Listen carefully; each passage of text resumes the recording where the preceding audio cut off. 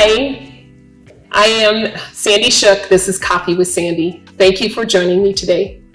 The mission of Coffee with Sandy is really truly about bringing positive messages to people.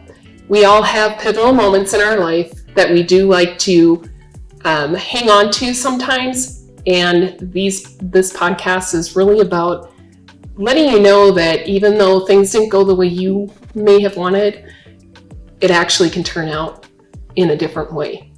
And today I am blessed with Patty. And Patty, if you can introduce yourself. Sure. So I'm Patty Bonsera, and let's see, what do you want to know? I'm a coffee consultant. My company is Resilient Coffee Pros, and I specialize in contingency planning and emergency readiness for independent coffee shops and roasters. And I'm originally from New York. I've been in Colorado Springs for about 10 years. I have 3 adult children, and I have 2 adorable grandgirls. Most of them are on the East Coast. My daughter lives in Colorado here, and I'm originally from Long Island, so my summers were spent at the beach, and so I'm kind of a beach girl, even though the mountains are absolutely gorgeous. Okay, great. That's a bit about me. So, when you were in 2nd grade, do you remember what it is that you wanted to be? Oh my gosh. You were kind of, I don't know if that was 8 to 10 years old. Do you remember?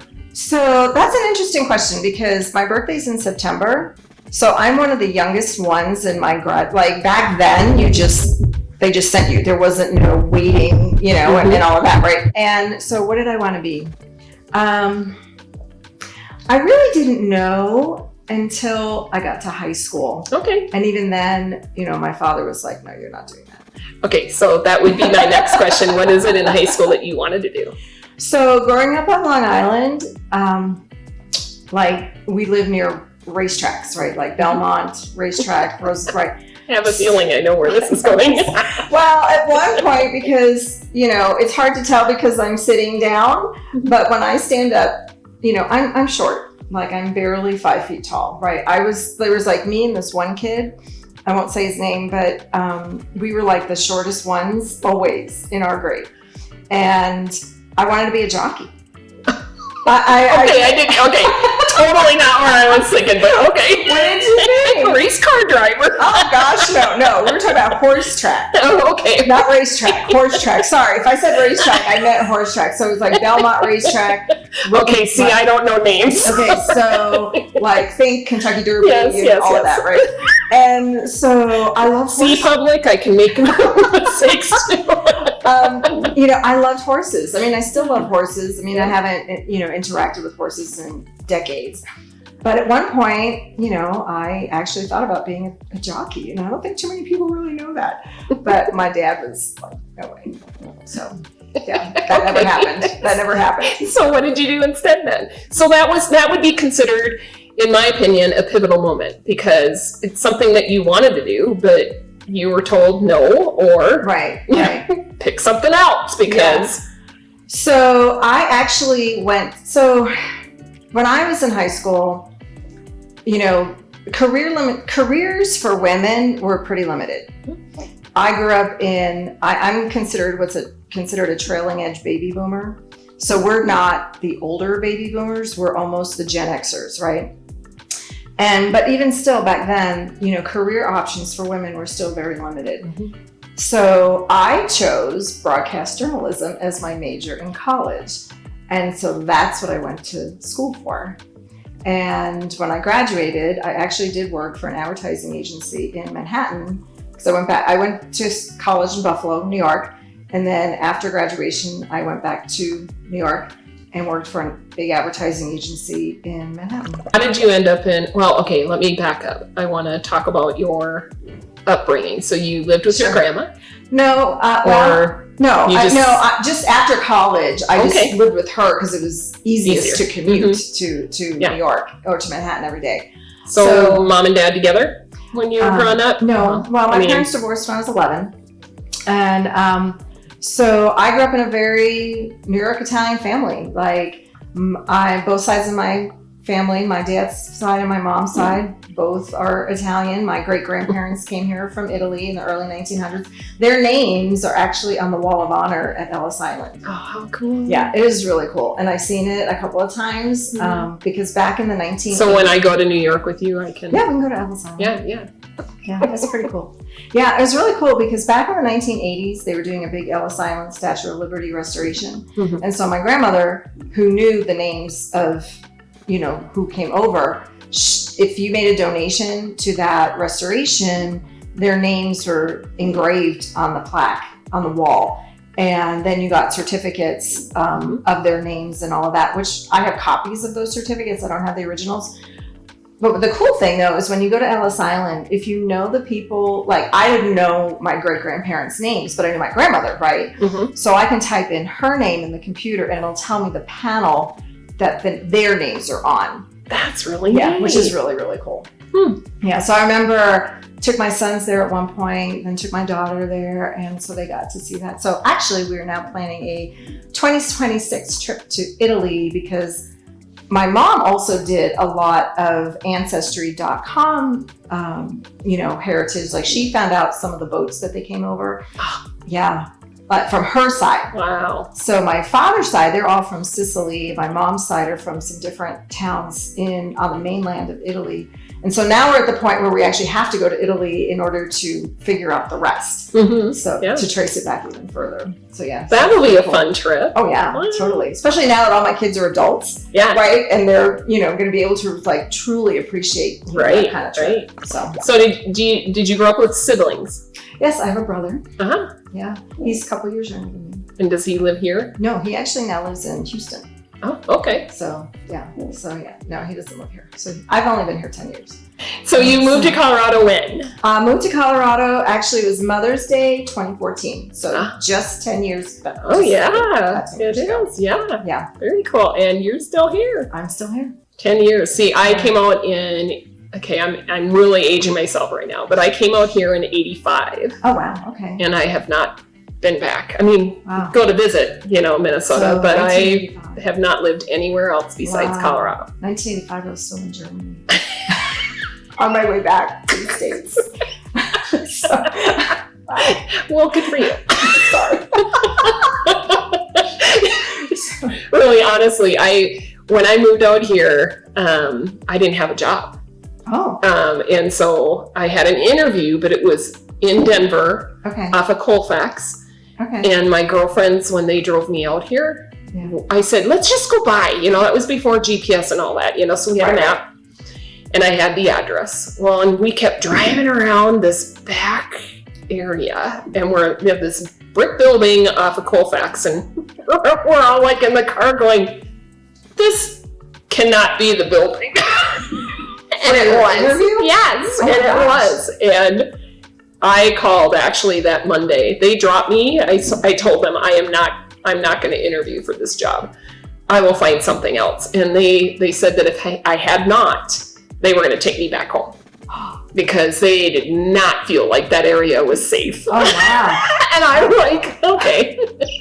Wow. But I ended up getting a job right away within the first 2 weeks of So you've been here since 1985? Yes, I have. Wow. And I really thought I was going to end up from here. I was going to go to Oregon or to Montana.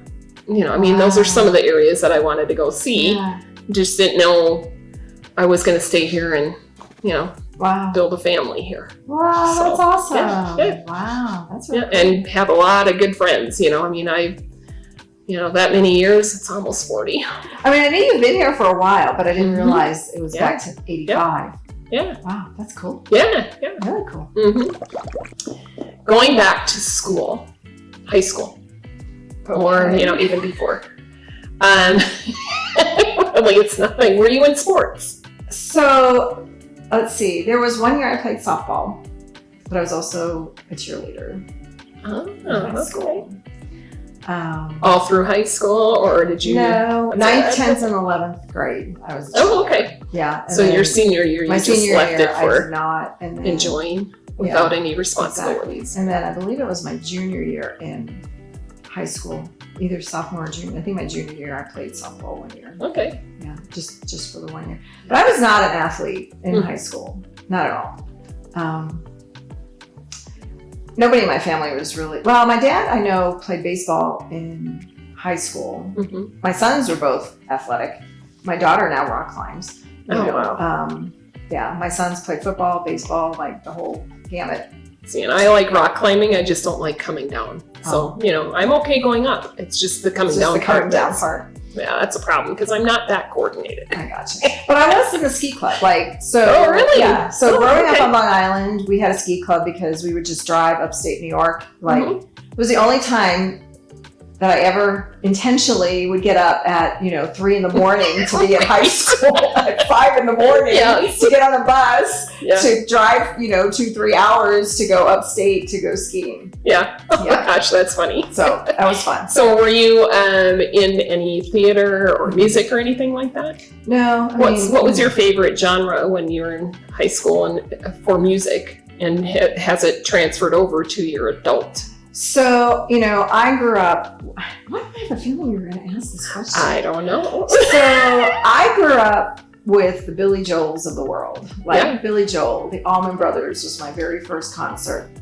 I've seen the Eagles. I've seen Doobie Brothers. I've seen, all of those groups from the 70s and such. That was my genre. That's what I still listen to. Now, don't get me wrong. Going into the 80s, there's some amazing music, right? Yeah. And the 90s, Backstreet Boys. Sorry. But, back then, concerts were so inexpensive to go to. And so it was amazing. I think I've seen Billy Joel 3 times. Oh. I've seen the Eagles. I've seen Earth, Wind and Fire. I've seen, like I said, the Doobie Brothers a couple of times. Who else? Just a whole bunch of those groups from the 70s, and into the 80s. The one group I regret not seeing was in college. There was one summer, me and my dear roommate, Denise. Hi, Denise. And a couple of other girls. It was between our sophomore and junior year. We stayed the summer in school and took some classes. And this was in Buffalo, and The Who was going to be playing in Toronto. They didn't have the money to go. Yeah. That is the one concert I actually regret not ever seeing was The Who. Yeah. So mine was Elvis. Okay. But I don't know how old I was when he died. 12 or 14, something like that. Oh, I cried like a baby because he was always my dad reminded me of him, right? And I loved his music because mom and dad listened to Elvis all the time. Okay. So I always wanted to see him in concert. Well, then he passed away, and then I'm like, okay, before there were 3. It was Michael Jackson, Elvis, and oh my goodness, I forget who the third one was. Well, Michael Jackson, of course, passed away. Well, First of all, I really wanted to see him. Then he kind of got, then there were things that changed with his whole genre. Yeah. And it was I don't like his music anymore. Yeah. And so I decided, okay, don't really want to see him in concert. But then, things changed back, to where he was going back to all his old music. Okay. And, and I was gonna find, where he was gonna be performing when he was practicing, when he was doing all the different things for his next concert, and then he passed away. So I'll tell you a story. No, I did like Michael Jackson. I never saw Michael Jackson in concert. So there was one time when I was in high school. So our big shopping mall in Long Island was close to us in New Hyde Park was Roosevelt Field. And there was a record store in there. Records. Now they called them vinyls. Yes, they're vinyls. And it kind of ticks me off in a way because when everything started going to CDs and digital, everyone's like, oh, everything's going digital. Well, now vinyls are back. And I'm like, are you kidding? I still have my console that's about this tall. I had this awesome Pioneer system. It was amazing. I had a stack, had all kinds of albums. I don't know how they would play now anyway, but there was one time I went to Roosevelt Field just for shopping, and Charlie Daniels happened to be in the record store. Oh my gosh. He wasn't there doing autographs or anything. Yeah. He just happened to be there. Yeah. And so I was like, oh my gosh, it's Charlie Daniels. And so I bought an album. I bought a Charlie Daniels album and had him autograph it. Do you still have it? No. Oh. Well, it probably got lost in a couple of moves. But then the joke around high school was that I sat on Charlie Daniels' lap.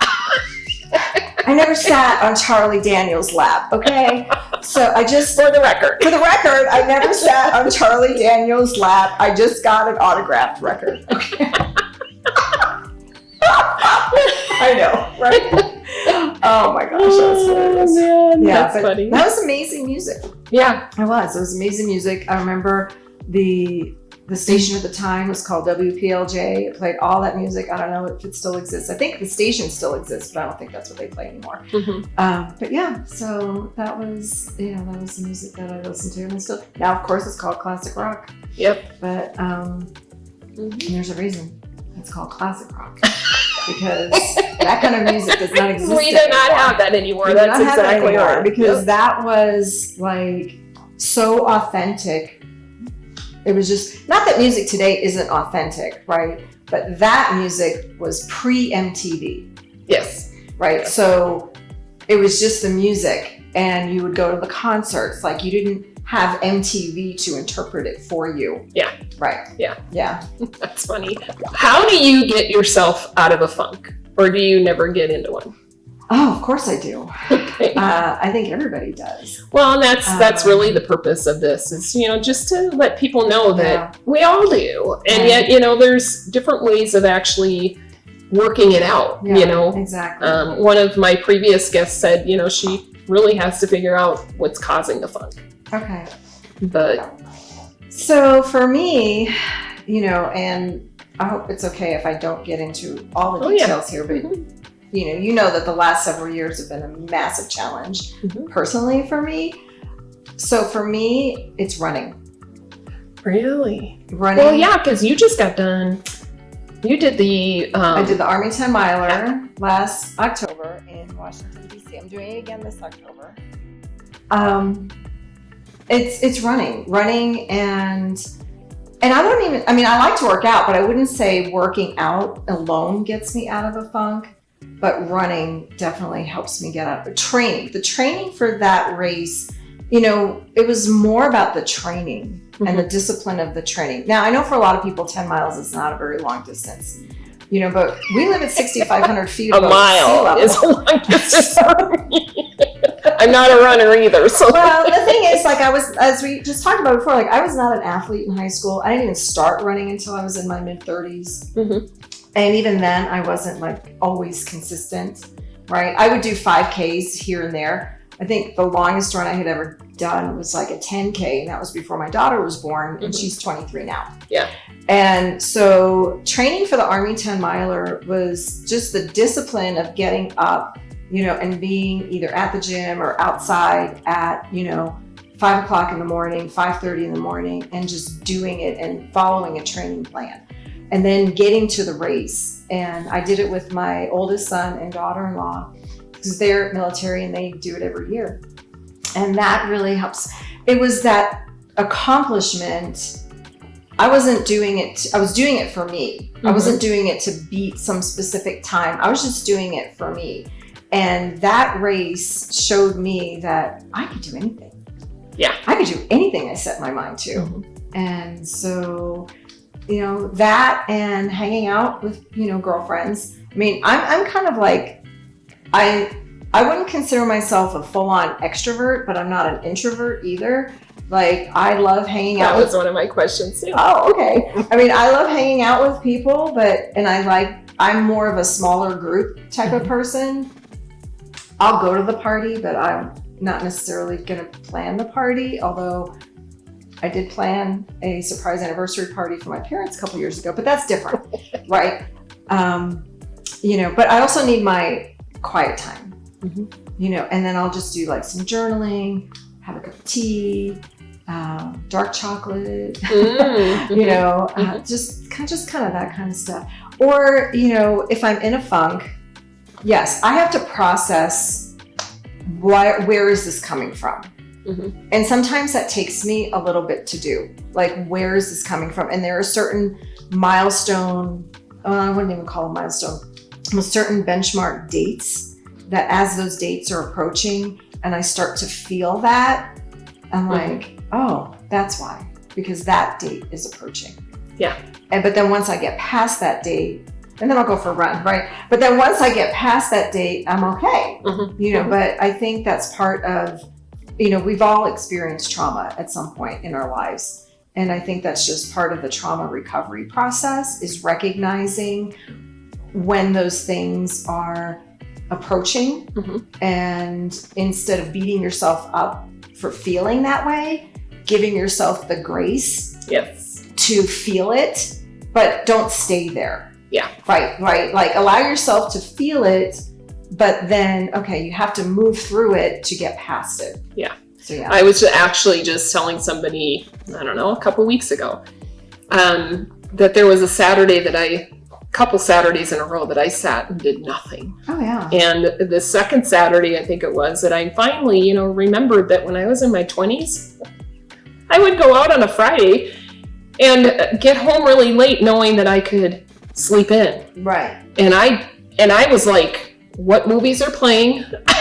Because I'm not getting out of bed. Okay. And I would take my breakfast, I'd have my lunch and my dinner in bed. And I would be okay with that. Right. But as an older adult now, it's like I was feeling bad about it. But I'm like, sure. I realized after that second weekend that I did that, I'm like, I used to do this all the time to recharge. So that really brings up a great point, because especially now, you're an empty nester, I'm an empty nester, and I think because we're always so used to doing, right? That not doing feels abnormal. Yes. Like if you're not doing something, if you're not busy doing something. So just sitting and doing nothing, it's like you almost feel guilty for sitting and doing nothing. But one of the things in the last couple of months for me has really been this, and my daughter and I just had this conversation yesterday, and I also had this conversation with my daughter-in-law, one of my daughter-in-laws a few weeks ago. It was like a switch that just flipped for me. And it really got to be about experiences. Right? Like life is about experiences. Like none of us are going to get to the end of our life and wish we would have spent more time scrolling through social media. Right? Right. And so creating those experiences, what does that mean for you? Like for everybody, it's going to be different. Like I love to travel. I love to hang out in coffee shops. And that whole reality and realization of, okay, time is our most precious asset. What we're doing with that time and who we're doing it with. That's really what matters most. Yeah. Right? Everything else is kind of irrelevant in some ways. Like you can always make more money, right? But you're never going to get back time. So growing up, what were your holidays? Oh gosh. I grew up in, like I was saying, a very traditional New York Italian family. So our holidays were very family oriented. My mom's parents, like my mom grew up in Brooklyn. So like my grandparents, they were all born in either Little Italy or some, in Manhattan, and eventually emigrated to Brooklyn, or Long Island. And so my mom's parents stayed in Brooklyn. And so we would, some holidays were spent with them. Some, it was always a lot of food. Just think like if you've ever seen the movies, that was what it was like. Big and boisterous and a lot of food. Yes, we all talk with our hands. And I've seen videos now where I'm talking with my hands too. That's why I'm under the table. Oh, I see. Well, maybe I should do that too. But here's the thing. I'm just so even like Italian Sunday dinners, or we would switch off with my dad's mom. So like my dad's dad, he passed away in 1962. So my grandma Susan, she never remarried. And so she lived in New Hyde Park in the town I grew up in. She's the one who I stayed with after college, and I would commute, back and forth to Manhattan. So we would alternate holidays, or alternate Sunday dinners. Like Sundays back then, nothing, stores were not open except for bakeries. Isn't that crazy? Bakeries? Really? Oh yeah, because what did you do on Sunday morning? Like you would go to the bakery and get your pastries, like Italian bakeries, German bakeries, whatever, or the bagel shops. You go to the bakeries and get your pastries for after Sunday dinner. Yeah. And so that's what my dad would do Sunday morning, or, go to church, and then, we would either make the trek from Long Island to Brooklyn.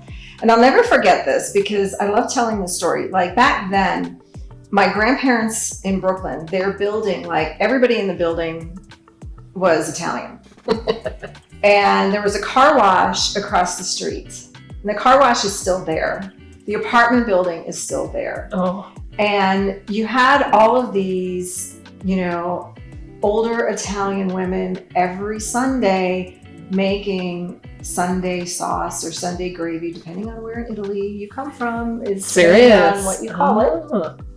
I'll never forget, like as a kid, going there, and I could still, to this day, Sandy, like close my eyes, picture myself in front of that building and smelling the smells coming in the sauce coming out of that building before you even walked into the building. It was just amazing. But that was just it. Like there's no social media, there's no internet. You were just very intentional with each other and just in the moment with each other. Cousins, second cousins, and we're not talking, we're talking 3-room flat apartments. Yes. Right? Yes. So you're talking like they would break out the folding table was the dining room table. Yes. And the kids table. And then when you were old enough, usually like 13, you got to move from the kids table to the adult table. That was a big deal. Yes. And if I always tell, so like one of my daughter-in-laws is of Greek descent. And so I always tell her, I was like, if you've ever seen the movie, My Big Fat Greek Wedding, just replace Greek with Italian, and that's like my family. It's the same thing. Yes. Right? Exactly. Well, I think that's why it was such a hit with everybody, because everybody could relate. That's how it always was growing up. Yeah. Yeah. And so that's how like our Sundays and our holidays, it was just, family. Like, and that was it, family, like all the time. And I grew up in a small family business. So a lot of times, like on my dad's side, that's where the family business was. What was it? So private sanitation. It was a company that my grandfather started like after, my grandfather was a mechanic. And so after World War II, as a lot of the soldiers started coming back from war, that's when Long Island really started to grow. And he saw a need for private sanitation. And so he started with one truck, which eventually grew. But that's what I was saying, like he in 1962 is when he passed away. And so that's when my dad and then my uncle and my grandmother, they took over. And so that's what I grew up in. Like my dad did not put on a suit and get on a train and go into Manhattan every day. He was out the door at 4 a.m, running the business, but also managing the mechanics and the trucks and all of that. I bet those were long days for him too. Oh yeah, absolutely. And it's like my grandmother, she taught me accounts receivable when I was 11. She showed me how to So you knew how to budget back then? I know. she taught me how to make bank deposits. Not many people get that. I know. So yeah. So that's all I knew, like was family, small business growing up. So it was pretty cool. And now you have your own small business. I do. Now Wow. I have my own small business. So how did you get into what you're doing now? Yeah, that's a great question. So my initial entry into what I'm doing now started after 9/11.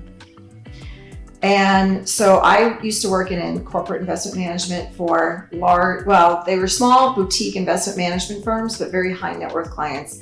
And so I was a securities trader.